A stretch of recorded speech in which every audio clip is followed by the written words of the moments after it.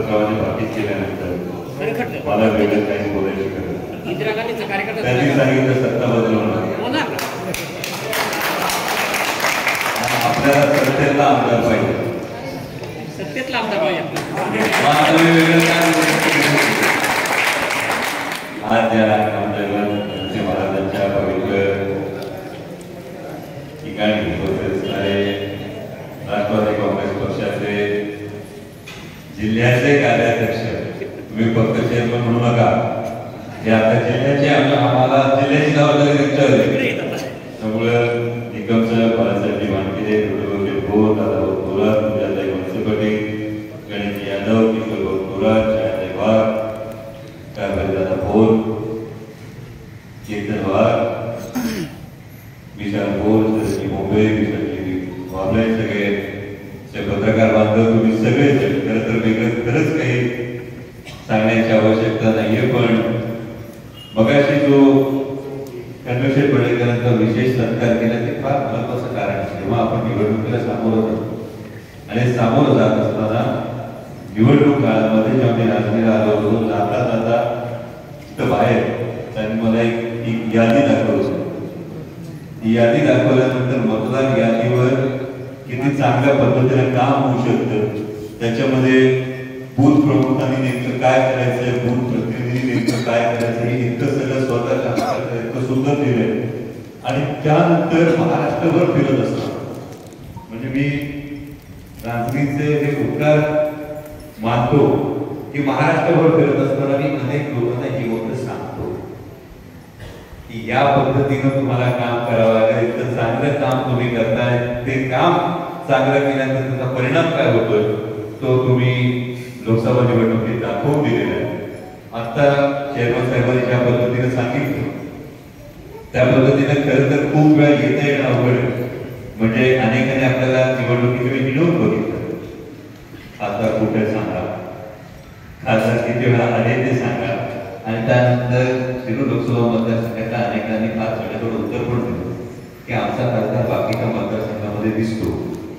जे विचारतात त्यांना कोण विचारतो असंही काही जणांनी उत्तर दिलं गमतीचा भाग चालला पण ही खरं तर जबाबदारी मगाशी जे गणपतरावांनी सांगितलं त्या पद्धतीनं आज शिवस्वराज्य यात्रा सुरू असताना चेअरमन साहेबांचं कौतुक आहे म्हणजे त्यांचा जो पाठपुरावा असतो फक्त 3 दिवस मिळाले तर त्यातले 2 दिवस त्यांनी हक्काने ओढून घेतले काल पश्चिम पट्ट्यात घेतलं आज इकडे घेतलं त्यांना म्हटलं अजून पुढचे सगळे कार्यक्रम करायचे तरी त्यांच्यापासून शेवटी नजर चुकून जुन्नर तालुक्यातल्या लोकांनी आता एका कार्यक्रमाला गेलंच म्हणून तुमच्याकडे यायला थोडासा उशीर झाला त्याबद्दल निर्मिती व्यक्त करतो परंतु शिवस्वराज्य यात्रा सुरू असताना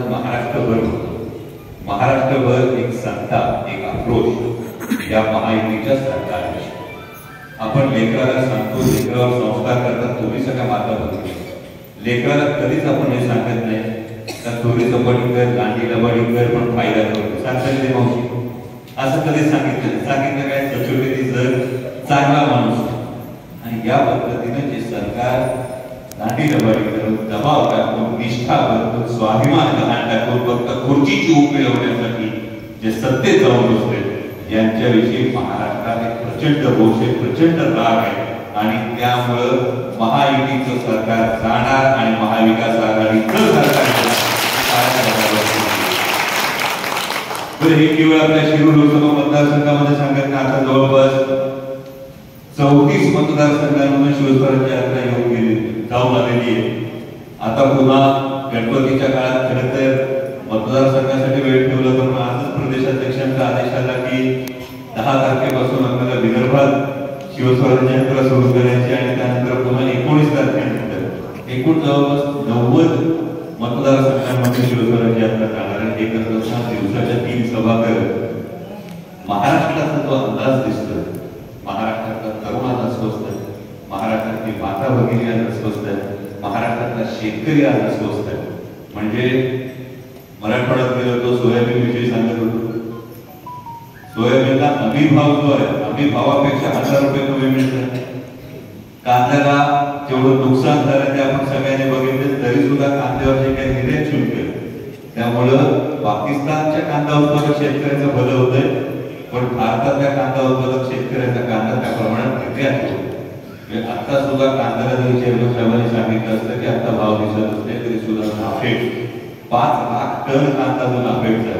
हा मार्केटमध्ये आला, हा मार्केटमध्ये आल्यानंतर आपल्या ताटात पुन्हा माती कालवली जाणार आहे,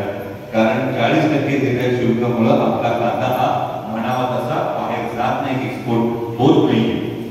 आणि मागणी ही पाकिस्तानच्या कांद्याला आहे. आणि मग परिस्थिती अशी होती का सोयाबीनचं जर एकरी उत्पन्न बघितलं तर खिशातून आपले 15,000 काढून घेतात आणि म्हणतात 1500. ही खरी आजची परिस्थिती. पण 1500 रुपये एकाच योजनेच्या मागे सगळं काही सरकारचं चाललं असं परिस्थिती दिसते. म्हणजे काल सिंधुदुर्गात तुमची दुर्दैवी बातमी आहे. ज्या छत्रपती शिवाजी महाराजांना आपण आपल्या अस्मितेचं प्रतीक म्हणतो, ज्या छत्रपती शिवाजी महाराजांचं नाव घेतलं की आपला ऊर अभिमानात भरून येतो, त्या छत्रपती शिवाजी महाराजांच्या पुतळ्याच्या बाबतीमध्ये हे सरकार केवळ माननीय पंतप्रधानांची तारीख जुळवण्याच्या नादात जर एवढा हलगर्जीपणा करणार असेल तर या महायुती सरकारला त्यांची जागा दाखवणं ही आता काळाची गरज आहे. आणि त्यामुळे आपल्याला ही भूमिका द्यायची आहे. विधानसभा निवडणूक समोर आहे, घोडा मैदान जवळ आहे. खरं तर निवडणूक ऑक्टोबरमध्ये होणार असं वाटत होतं की हरियाणा बरोबर 15 वर्ष निवडणूक आहे. यंदा मात्र निवडणूक थोडी पुढे गेल्यानंतर काही जणांनी सांगितलं, बहुतेक त्यांना असं वाटतंय की महाराष्ट्रातल्या माता भगिनींना लाडकी बहीण या योजनेची पट्टी डोळ्यावर बांधली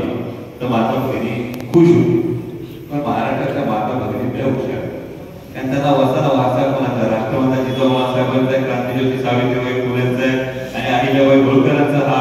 त्यांना वसन वाचा आहे. त्यामुळे त्यांना हे बरोबर कळते का आवळातून पोळा काढण्याचा हा जो काही प्रयत्न आहे तो आपण चालूच पाडला, बरोबर आहे. कारण त्याच्यामध्ये होतं की बुद्धी एखाद्या माणसाला जर एक मिनिट जेवण दिलं तर त्याचं त्या दिवशीचं पोट,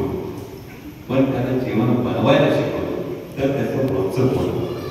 जे सरकार देण्याचा प्रयत्न करतंय ते आमच्या दुधाला भाव देत नाही, जे सरकार देण्याचा प्रयत्न करते आमच्या सोयाबीनला भाव देत नाही, आमच्या कांद्याला भाव देत नाही. त्यामुळे याच्यातून आमचं भविष्य जे सुधारणार आहे ते सरकार करत नाही आणि वेगळ्याच योजनांच्या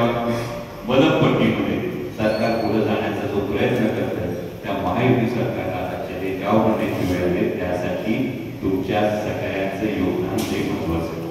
मग आणि चेअरमन साहेब बोलले दिल्लीला जातोय, संसदेत बोलतोय, महाराष्ट्रभर फिरतोय. होय, त्याचा बालेकिल्ला मजबूत असतो त्याला गड मजबूत ठेवता येतो, गड मजबूत ठेवला तर मुलुकिरीला जाता येतो. त्यामुळं हा जो बालेकिल्ला हा तुमच्या प्रत्येकाच्या हातात सुरक्षित आहे याची मला खात्री आहे. आणि याच काळजी करायची विधानसभा निवडणूक सर्वसामान्य शेतकऱ्यांचं, सर्वसामान्य माता भगिनींचं, त्यांच्या कल्याणाचं, आपल्या हक्काचं सरकार येण्यासाठी तुम्ही सगळेजण याच पद्धतीने झटून प्रयत्न करा. जे तुमच्या मनात आहे ते नक्की पवारसाहेब ओळखतील अशी अपेक्षा व्यक्त करतो. आणि त्या पद्धतीने आंबेगावाचा आमदार सत्तेतला आमदार असेल आणि तो आदरणीय शरदचंद्रजी पवार साहेबांच्या विचाराचा महाविकास आघाडीचा आमदार असेल अशा अपेक्षा करतो. धन्यवाद.